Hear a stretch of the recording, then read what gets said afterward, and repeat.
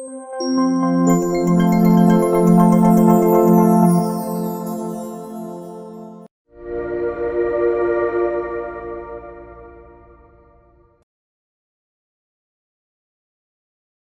сайн байна уу?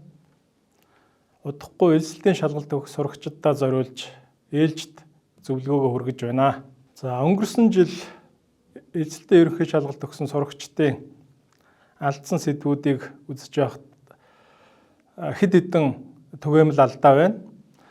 За тэгэхээр энэ удаагийн зөвлөгөөгөөр дараах 3 сэдвээр онцолж ярина. За тэгэхээр тэдгээр сэдвүүд нь хүннүү гүрэн, нэгдүгээрт, хоёрдугаарт эзэнт гүрний дараах үеийн монголчуудын соёл оюун санаа, гуравдугаарт бүгд найрамдах Монгол ард улсын гадаад харилцаа. За тэгэхээр бүгд найрамдах Монгол ард улсын социализмын үеийн Монголын гадаад харилцаа гэж ойлгож болно. За тэгэхээр хүннүү гүрний тухай даалгавруудын агуулга бол өргөн байдаг. За тэгэхээр Монгол дахь эртний улсуудаас бол сурагчид анх хүннүү гүрний түүхийг судалдаг. За хүннүү гүрний түүх магадгүй бусад сэдвүүдээс арай өргөн хүрээгээр судлагддаг. За тэгэхээр энэ хүннүү гүрний тухай энэ даалгавруудын агуулга бол ерөөдөө өргөн хүрээтэй байна. За тэгэхээр дараах хэд хэдэн дэд сэдвээр тестийн даалгаврууд бол ирж байна. За гол төлөв. За юуны өмнө улс төрийн түүхтэй холбоотой сэдвүүд бол их түгээмэл байдаг. За тэгэхээр энэ дээр юуг анхаарах вэ гэхээр хүннүүгийн улс төрийн түүхэнд тохиосон чухал үйл явдлуудын онтоолол. За түүхэнд гол үүрэг гүйцэтгсэн шаниу нар. За хүннүү нарын байлдан дагуул, өргөжин тэлэлт, үүний зэрэгцээ дотоод хямрал. За мөн хүннүүгийн гадаад харилцаа, ялангуяа өмнөд хөрш болох хань улстай дайтаж найрамдсан харилцаа. За тэгэхээр ийм сэдвүүд бол энэ улс төрийн улс төртэй холбоотой даалгавруудад бол түгээмэл байна. За энэ дотроос бол сурагчид юуг анхаарах вэ гэхээр энэ чухал үйл явдлуудын онтооллыг бол заавал тогтоож мэдэх шаардлагатай байдаг. Тэгэхээр хүннүүгийн улс төрийн түүхэнд ямар үйл явдлууд хэдэн онд болсон байна вэ гэдэг энэ онтооллыг бол сайн тогтоох хэрэгтэй. За энэ бол одоо хамгийн түрүүнд бол одоо түгээмэл ирдэг асуултууд юм. За дараад нь хүннүүгийн эдийн засаг аж ахуй. За тэгэхээр хүннүү нар бол мал аж ахуй эрхэлдэг ард түмэн байсан. За хүннүүгийн үндсэн аж ахуй нь бол мал аж ахуй. За гэвч хүннүү нарын аж ахуйд анхаарах ёстой зүйлүүд байна. За тэгэхээр хүннүү нар бол мал аж ахуйгаас гадна газар тариалан эрхэлдэг байсан. За тэгэхээр сурагчид энэ хүннүүгийн газар тариалангийн гол бүс нутгууд хаангуур байсан бэ гэдгийг бол одоо мэдж авах хэрэгтэй байна. За үүнээс гадна хүннүү нарт бол гар урлал их өндөр хөгжсөн байсан. За тэгэхээр хүннүү нар ер нь хүннүүгийн гар урлал бол ямар төвшөнд байсан. За хүннүү нар бол одоо юу хийдэг байсан гэдгийг анхаарч унших хэрэгтэй байна. За үүнээс гадна хүннүү нарын худалдаа бас чухал асуудал байдаг. За тэгэхээр хүннүү нар энэ суурин иргэншлийн улс орнуудтай бол худалдаа хийдэг байсан. За тэгэхээр ямар улс орнуудтай худалдаа хийж харилцаж байсан энэ талаарх археологийн дурсгалууд юу байна гэдэг талаар анхаарах хэрэгтэй байна. За дараад нь энэ элсэлтийн шалгалтанд ирж байгаа одоо хүннүүгийн түүхтэй холбоотой асуултуудын дотор бол энэ түүхэн газар зүйтэй холбоотой асуултууд бол байна. Тэгэхээр түүхэн газар зүй тэгэхээр энэ түүхэн газар зүйн асуултууд нь юу вэ гэхээр энэ хүннүүгийн түүхэн газруудын тухай. За хүннүү нарын одоо хот суурин газрууд, за тариалангийн одоо бүс нутгууд, за үүний зэрэгцээ бол хүннүү нарын харилцаж байсан хөрс цэргэлтэй аймаг улсуудын газар нутгийн тухай асуултууд бол ирсэн байна. За дээр нь хүннүүгийн соёл оюун санааны тухай. За тэгэхээр хүннүүгийн цаг тооллын бичиг, за хүннүү нарын одоо шашин, хүннүү нарын одоо дуу хуур гэдэг юм уу. За энэ талаар бол түүхэн ямар мэдээлэл байдаг, мэдээ сурвалж байдаг вэ гэдгийг бол анхаарахад бол илүүтэхгүй.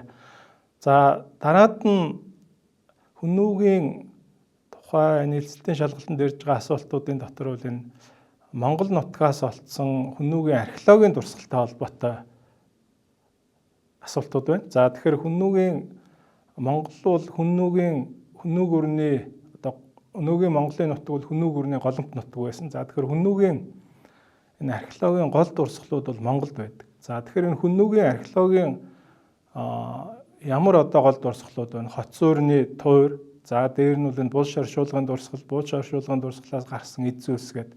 За тэгэхээр ийм хүннүгийн түүхтэй холбоотой ямар гол археологийн дурсгалууд байна гэдгийг мэдэх хэрэгтэй байх нэ. За ерөнхийдөө бол хүннүг өрний тухай ирсэн шалгалтын даалгавруудад зөнхөлж буй асуулт нь бол ийм байна. За одоо хүннүг өрнөтэй холбоотой даалгаврын жишээтэй танилцъя. За тэгэхээр энэ даалгавар бол хүннүгийн улс төрийн түүхэнд холбогдох онтооллын тухай даалгавар байна. За тэгэхээр асуулт нь болохоор хүннүг өрний түүхэнд холбогдох үйл явдлуудыг онтой зөв харгалзуулна уу гэж. За тэгэхээр нэгдүгээрт хүннүг өрн байгуулагдсан, хүннүг өрн умард өмнөд хоёр хэсэг хуваагдсан. За хүннүг өрн мөхсөн хугацаа нь аль вэ? За А, Б, В, С баруун гар талын багнанд 3 он байна. За тэгэхээр хүннүг өрн байгуулагдсан он бол нийтийн тооллын 209 он. За хүннүг өрн өмнөд хоёр хэсэгт хуваагдсан он бол нийтийн тооллын 48 он. За хүннүг өрн мөхсөн он нь бол нийтийн тооллын 93 он. За тэгэхээр зөв хариулт нь С байх нэ. За энэ бол одоо хүннүг өрний улс төрийн түүхэнд холбогдох чухал онтоолтой холбоотой даалгаврын жишээ байлаа. За дараагийн нэг жишээ. За энд хүннүгийн аж ахуйн талаар асуусан байна. За тэгэхээр энэ хятад сурвалжийн мэдээнээс энд бол авсан байна. За асуулт нь юу гэж байна гэхээр хүннүгийн хүн ам хань улсын нэг тойрогт хүрэхгүй хүчрхэг байгааны шалтгаан хувцс хунар хоол идэ өөр ханд үшгэлэхгүй учир болоо гэсэн сурвалжийн мэдээ ямар санаа илэрхийлж байна вэ гэж. За тэгэхээр энэ сурвалжийн утга бол хүннүгийн аж ахуйтай холбоотой. За мөн одоо хүннүгийн одоо бие даасан байдалтай холбоотой байна. За тэгэхээр энэ хариултууд одоо энэ А, Б, С, Д, И хариултуудад юу гэж байна гэхээр хүннү улс нийгэм аж ахуйд бие даасан хүчрхэг улс байсан. Хань улсын хүн ам хүннүгээс олон байсан учраас хүчрхэг байсан. Хүннүнэр хань улстай хувцс хунар хоол идэ ижил байсан. Хүннү улс хань улсад үшгэлдэг байсан учраас хүчрхэг байсан. Хүннүнэр хань улсын хүн амаас цөөн байсан учраас хүчрхэг биш байсан гэж. За зөв хариулт нь А байх нэ. За тэгэхээр энэ сурвалжийн утга санаа бол ерөнхийдөө ойлгомжтой байна л да, тийм ээ. Хүннү улс нийгэм аж ахуйд бол бие даасан хүчрхэг байсан гэдэг энэ сурвалжийн мэдээ хэлдэгч байна. За ийм учраас зөв хариулт нь А байх нэ. За 3 дахь жишээ. За энэ газар зүйтэй холбоотой мэдээ байна. За энэ газар зүйтэй холбоотой мэдээ. Тэгвэл бол энэ уртын хэмжүүрийг тооцох ийм даалгавар байна.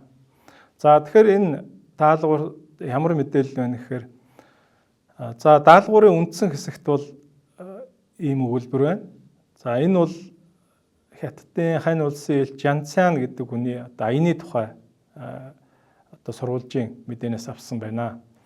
За тэгэхээр энд үндсэн хэсэгт бол ямар мэдээлэл байна гэхээр Даюанаас баруун тийш 3000 ли газар гуй голын хойно их вэжинэр амьдардаг. За тэгэхээр энэ их вэжин нар бол хүмүүстээ хөрс сэргэлтэй байсан ард түмэн. За тэгэхээр энэ вэжин нарын хаана амьдардаг вэ гэдгийг бол одоо илтгэсэн сурвалж байна. За тэгэхээр энд бол ямар асуулт байна гэхээр за 1 ли хэдэн километртэй тэнцэх вэ гэж.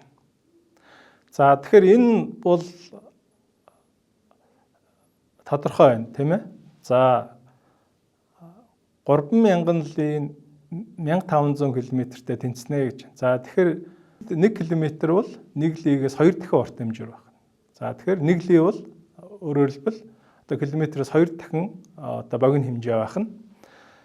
За тэгэхээр энэ даалгаврын хариулт нь А байна, тийм ээ. 1 ли бол 0.5 км нэ.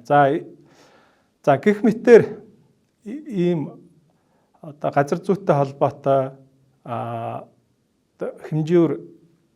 хэмжээстэй холбоотой ийм даалгаврууд бол одоо ирж байна. Дөрөв дэх жишээ. За энэ нь бол Хүннүгийн археологийн дурсгалтай холбоотой жишээ байна. За асуулт нь бол ингэж. Хүннүг өрнөн үед холбогддог Ховд аймгийн Уянж сумын Ямаа усны хадны зургийн дүрслэлбэр аль нь вэ? За тэгэхээр энд 5 хариулт байна. За их хүн Араатай амьтан, Бэд нь ан гөрөө мал аж ахуй, Сэд нь дөрвөлжин хүрээ олон цэг, Дид нь гурвалсан морин тэрэг, Ид нь хуягт морин тэрэг гэж. За тэгэхээр энэ Ховд аймгийн Уянж сумын Ямаа усны хаданд бол Хүннүгийн үеийн нэг алдартай зураг байдаг. За тэгэхээр тэр зургийн агуулга нь бол дараах алинд холбогдох вэ гэдгийг л асуусан байна. За зөв хариултыг харъя. За тэгэхээр энэ зөв хариулт нь бол D байх нэ, гурвалсан морин тэрэг. За тэгэхээр энэ Уянж сумын Ямаа усны хадны зурагт бол морьтой хүн, за мөн одоо гурван моринд бол хөлсөн тэрэг, тэргийн дотор бол хүн сууж байгаа ийм зураг байдаг. За тэгэхээр судлаачид бол энийг Хүннүгийн үеийн зураг гэж тогтоосон. Зөв хариулт нь бол гурвалсан морин тэрэг гэдэг хариулт байна. За тэгэхээр одоо дээрх агуулгын хүрээнд дэлгэрүүлж унших ном бий. За тэгэхээр та бүхэн энэ Монгол улс 2003 он хэвлэгдсэн Монгол улсын түүх 5 бот номны 1-р ботын холбогдох хэсгээс бол Хүннүгийн тухай уншаарай. За 183-аас 245 дугаар утсан дугаар Хүннүг өрний тухай хэсгийг уншиж дээрх сэдвүүдийн дагуу. За дараагийн сэдв. За тэгэхээр сурагчдын одоо алдаа гаргаж байгаа нэг сэдв бол энэ Монголын эзэнт гүрний дараа одоо монголчуудын тухай байна. За тэр дундаа бол одоо монголчуудын соёл, оюун санааны амьдралын тухай сэдв байгаа юм аа. За тэгэхээр энэ үеийн тухай асуусан даалгаврууд бол ямар агуулгатай байна гэхээр за энд бол нэг чухал агуулга байдаг. За тэгэхээр бол эзэнт гүрний дараа үед монголчуудын оюун санааны төвхөнд бол нэг чухал өөрчлөлт гарсан. За тэр бол одоо Бурхны шний дэлгэрэлт байсан. За тэгэхээр энэ эзэлтийн ерөнхий шалгалтанд өмнөх одоо шалгалтууданд бол яг энэ үеийн тухай асуухтаа бол энэ Бурхны шинтэй холбоотой асуултууд бол нэлээ ирж байжээ. За тэгэхээр 16 дугаар зуун гэхэд бол Монгол нь улс төрийн үед бол одоо бие даасан олон ноёдын эзэмшлүүд бол одоо ваагцсан байсан. За тэгээд 16 дугаар зуун буюу 1500-аад оны 70-аад онд Төмдийн Алтан хаан өөрийнхөө хүч нөлөөг бэхжүүлэхийн тулд энэ Төвдийн Бурхны шашны гэлэвгүй аварсгалын тэргүүн Содон жамцыг бол урьж Далай лам гэдэг маа цол сойрхсон. За тэгээд бол өөрийнхөө эзэмшилд бол энэ гэлэвгүй аварсгалыг бол түгээн дэлгэрүүлсэн. За шашны цааз бол гаргасан. За энэ бол монголчуудын түүхэнд бол үлэмж нөлөө үзүүлсэн. Өөрөөр хэлбэл Алтан хааны энэ бодлого бол одоо маш одоо их нөлөө үзүүлсэн. За ингээд бол 16 дугаар зууны сүүлээс 17 дугаар зууны ихэнх хагас үед бол Монгол даяар бол энэ Бурхны шашин их дэлгэрсэн. Тэгээ бол энэ Төвдийн гол төлөв энэ гэлэг урсгалын шашин бол одоо урсгал бол их дэлгэрсэн. За тэгэхээр үүнтэй холбоотойгоор сурагчид маань энэ Монголд Бурхны шашин хэрхэн дэлгэрсэн, ямар шалтгаанаар дэлгэрсэн. За тэгээд энэ Бурхны шашныг дэлгэрүүлэхэд Монголын хаад ноёд хэн гэдэг хаад ноёд бол чухал үүрэг гүйцэтгсэн.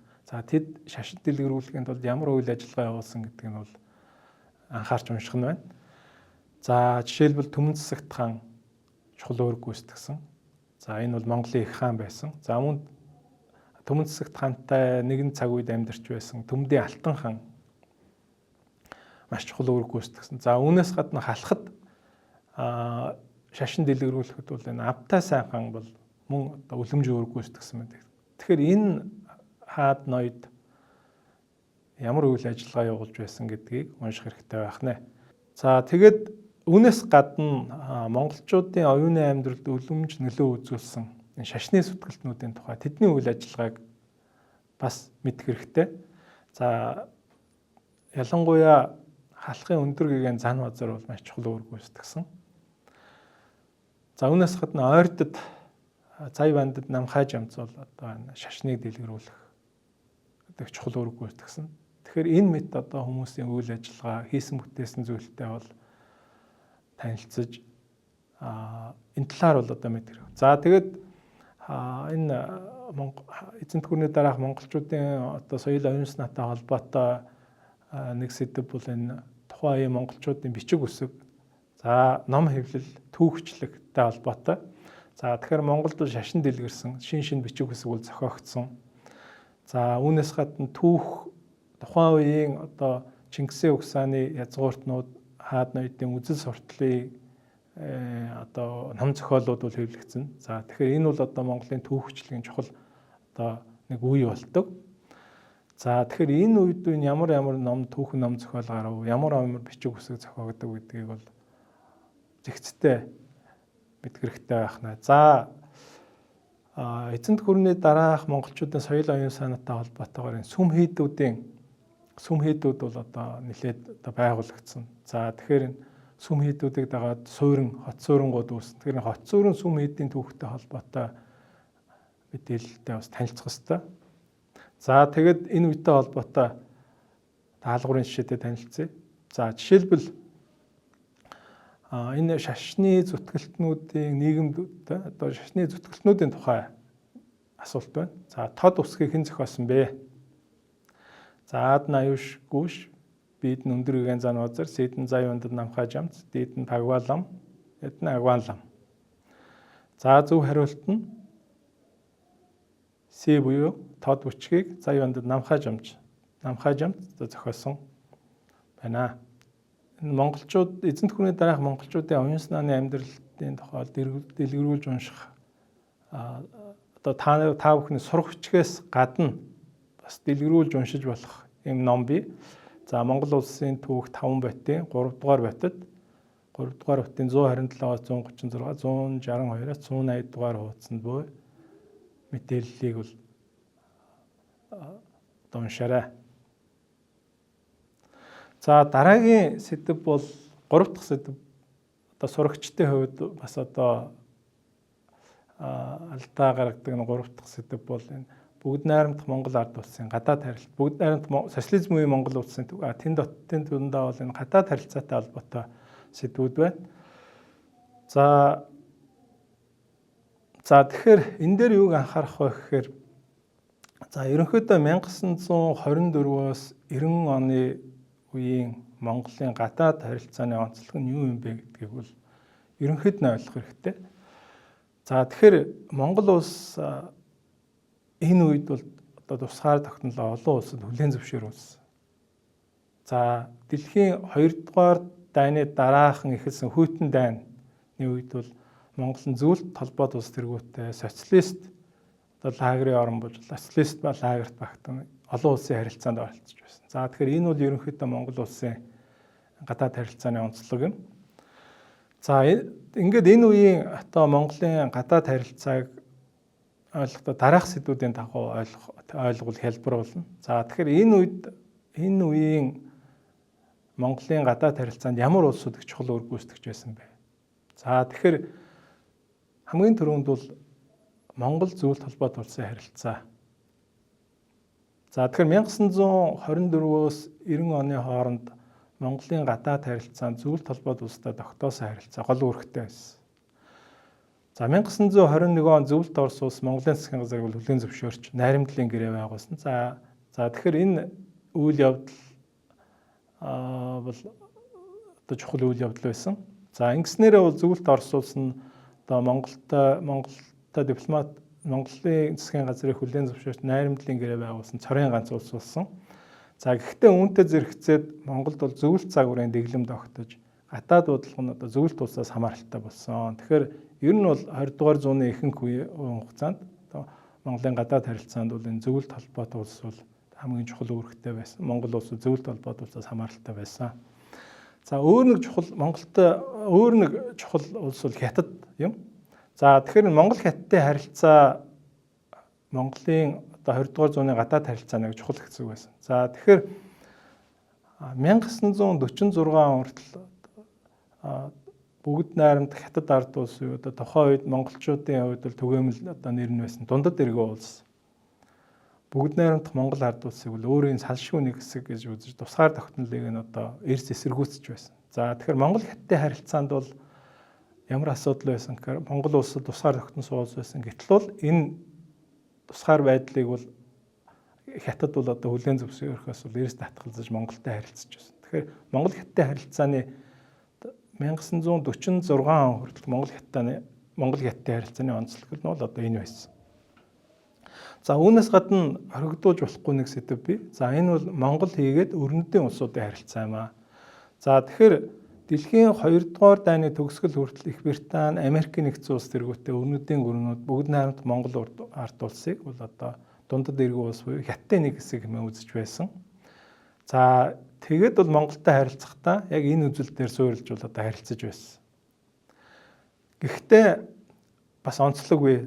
Хэдийгээр одоо өрнөдийн гүрнүүд бол Монголыг Хятадын нэг хэсэг үзэж тусгаар тогтнолыг хүлээн зөвшөөрөхөөстэй бас татгалзаж дипломат харилцаа тогтоогоод татгалзаж байсан ч гэсэн 1930-аад оны хүртэл бол бас одоо Монголтой эдийн засаг боловсролын харилцаатай байсан тий. Жишээлбэл 1926 онд бол Монголын сурагчдыг бол одоо 26 оноос Монголын сурагчдыг бол одоо Германд сургаж байсан. Франц, Германд одоо сургаж байсан. За барууны одоо компаниуд Монголд ажиллаж байсан. Барууны бараа бүтээгдэхүүн Монголд одоо худалдаалагддаг байсан гэх мэтээр эдийн засаг одоо соёл боловсролын харилцаа бол тодорхой хэмжээнд бол одоо байсан. За тэгэхээр энийг бас анзаараарай. За тэгэд бол Монголын гадаад харилцаанд бол дэлхийн 2 дугаар дайны төгсгөлд том эргэлт гарсан.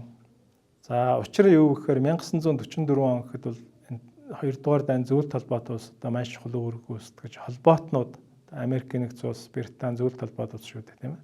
Холбоотнууд ялалт байгуулах нь эргэлзээг болсон. Тэр үе зөвлөлт холбоот улс дэлхийн давцанд олсон их хүч нөлөөгөө ашиглаж бүгд найрамдах Монгол ард улсын статус кво тусгаар тогтнолыг бол Америкийн нэгдсэн улс Хятадаар бол хүлээн зөвшөөрөх бодлого явуулж хэрэгжүүлсэн байдаг. За тэгэхээр энэ дэлхийн 2 дугаар дайны зөвлөлт холбоот улсын ялсан явдал нь Монголын гадаад харилцаанд бол чухал иргэд болсон. Ялангуяа Монголын тусгаар тогтнолыг гадаад ертөнцид хүлээн зөвшөөрөхөд бол чухал том үйл явдал болсон. За үүнтэй холбоотойгоор унших ёстой сэдвүүд байгаа. За тэгэхээр Яалтын баг хурал. За тэгэхээр 1945 оны 2 дугаар сард Америкийн нэгдсэн улс зөвлөлт холбоот улс Их Британи удирдагч зөвлөлт холбоот улсын нутагт бол энэ хар тэнгисийн иргэн Яалта хотод бол дайны дараах Европын асуудлыг хэлцэхээр баг хурал зохион байгуулсан. За тэгээд ус сурлаар бол зөвлөлт холбоот улс гадаад Монголын статус квог бол Америкийн нэгдсэн улс Их Британаар хүлээн зөвшөөрсөн. За тэгэхээр энэ статус кво гэдэг нь юу хэлээд байна вэ гэхээр яг тусгаар тогтнол гэдгийг бол хараагаа хэлэхгүй байгаа. За энэ бол тухайн бүгд найрамдах Монгол ард улсын төр засаг хэл хязгаарын одоо статусыг хэлж байгаа. За энэ статусыг бол энэ Америкийн нэгдсэн улс Британаар бол одоо хүлээн зөвшөөрүүлсэн. За ингээд энэ үйл явдлын дараа бол Хятад бүгд найрамдах Монгол ард улсын тусгаар тогтнолыг хүлээн зөвшөөрсөн. За Яалтын баг хурлын дараа бол их гүрнүүдийн шахалтанд орсон дундад эргэн улс Монголын ард түмний санал хураалтын үндсэн дээр бол тусгаар тогтнолыг хүлээн зөвшөөрөх тохиролцоонд хүрсэн байдаг. За ялангуяа дундад эргэн улс Америк зөвлөлт холбоот улсын шахалтанд бол их орсон. За дээр нь Америк ус үүнд нь нөлөөсөн тал байдаг. За ингээд 1945 оны 10 дугаар сарын 20-нд бүгд найрамдах Монгол ард улс тусгаар тогтнох хэсгээр бол санал хураалт болж оролцсон бүх иргэд бол одоо тусгаар тогтнолын төлөө саналаа өгсөн байдаг. Ингээд 1946 оны гэхээр бол аргагүй хэрхэн дундад эргэн улс бүгд найрамдах Монгол ард улсын тусгаар тогтнолыг хүлээн зөвшөөрөх дипломат харилцаа тогтоосон байдаг. Монголын гадаад харилцаатай холбоотой нэг чухал сэдв бол бүгд найрамдах Монгол ард улсыгээд нүүбийн харилцаа. За тэгэхээр дэлхийн 2 дугаар дайны дараа тогтсон дэлхийн дэг журмын үр дүнд бол инх тайван аюулгүй байдлыг хангахад энэ дэлхийд бол одоо инх тайван аюулгүй байдлыг хангах зорилготой олон улсын байгууллага байгуулагдсан. За энэ бол нүүб байсан. За бүгд найрамдах Монгол ард улс 46 оноос нүүб дэсэх хүртэл удаа дараа одоо ууггүй гаргасан 15 жил бол одоо хугацаанд бол ууггүй өсөлттэй бол одоо гаргасан байдаг. За энэний үр дүнд бол 1961 онд бол 61 оны 10 дугаар сарын 27 онд бол нүүбийн бүрэн эрх төгшин болсон. За тэгэхээр нүүб бол яагаад их чухал юм бэ гэхээр бүгд найрамдах Монгол ард улсын хувьд ялангуяа энэ хүйтэн дайны үед нүүб нь бол энэ гадаад ертөнцтэй харилцах нь чухал цонх болсон байдаг. За тэгэхээр энэ талаар за үүнээс гадна Монгол улс бол 1960-аад оноос энэ өрнөдийн тухайн үеийн капиталист ертөнцийн улсуудтай бол харилцаа тогтоосон байдаг.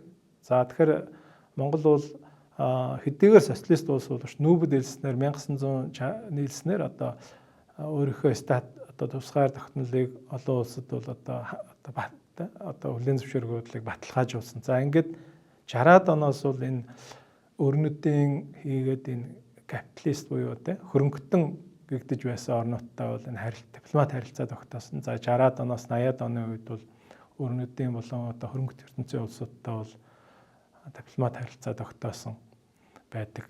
За тэгэхээр Монголын бүгд найрамд Монгол ард улсын гадаад харилцаатай холбоотой даалгаврын жишээтэй танилцъя. За тэгэхээр энд нэг ийм даалгавар байна л да. Америкийн нэгдсэн улсын дэд ерөнхийлөгч Дэвид Волс хэдэн онд Монгол улсад айлчлал хийсэн бэ гэж. За зөв хариулт нь 1944 оны 7 сар. За дараагийн нэг даалгаврын жишээ. За 1900 за энэ бол Яалтын баг хурлын тухай асуулт байна. 1945 оны 2 дугаар сар зөвлөлт холбоод улс Америкийн нэгдсэн улс Английн удирдагчид Яалтын баг хурал дээр Монголын асуудлаар ямар тохиролцоонд хүрсэн бэ гэж. За энэ хариултыг харуулъя. Хариултууд нь. За зөв хариулт нь бол Е буюу одоо дээр хэлсэнчлэн энэ хурлаар их гүрнүүд гадаад Монголын статус квог бол одоо хүлээн зөвшөөрсөн. За энэ зөвлөгөөг анхаарч үзсэн та бүхэнд талархаж байна. За тэгэхээр та бүхний эзэлтийн шалгалтанд амжилт хүсье.